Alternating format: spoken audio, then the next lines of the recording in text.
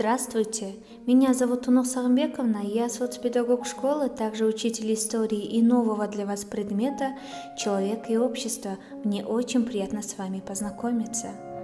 Позвольте вас поздравить с новым учебным годом и переходом в 5 класс. Желаю огромных успехов в учебе и крепкого здоровья. Давайте начнем наш урок.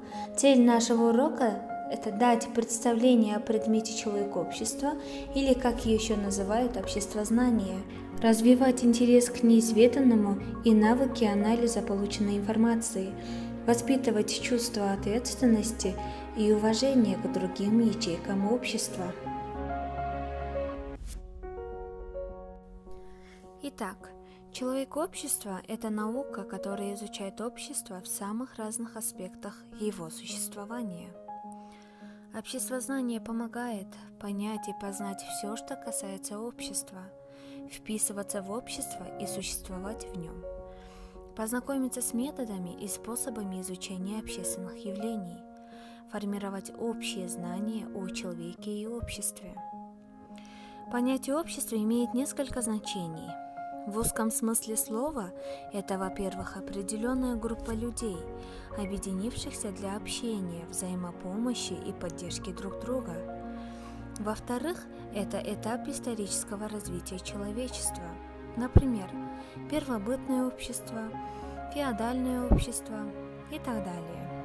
В-третьих, это население страны, например, французское общество, русское общество, итальянское общество и так далее. Итак, из этого можно понять, что общество – это все население Земли в целом, то есть человечество. В широком смысле общество – это обособившаяся от природы, но тесно с ней связанная часть мира, которая включает в себя способы взаимодействия людей и формы их объединения. Ребята, вот здесь вот нажмите на паузу на видео и перепишите всю данную информацию у себя в тетради.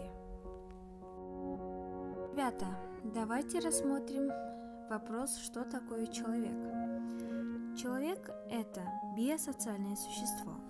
Если остановиться более подробно, то у человека различают следующие признаки: биологические признаки и социальные признаки.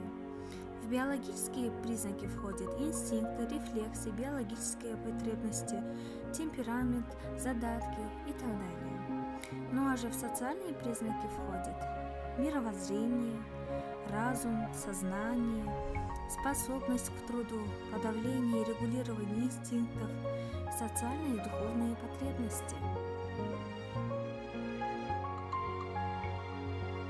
Также следует различать следующие характеристики человека: индивид, индивидуальность, личность. Индивид – это единичный представитель человечества.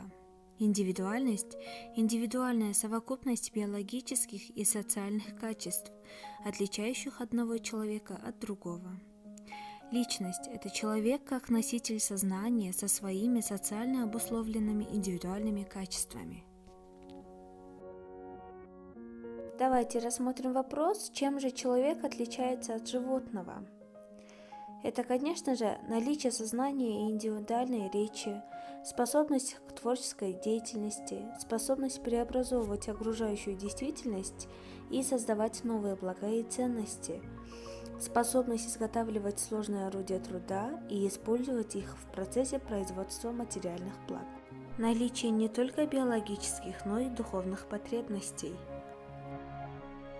Рассматривая вопрос отличия человека от животного мира, мы упомянули такое понятие, как способность человека. А что же такое способности человека? Способности человека – это индивидуальные особенности, которые являются условием успешного осуществления какой-либо деятельности. Различают два вида способностей. Первое – общие способности и следующее – специальные способности.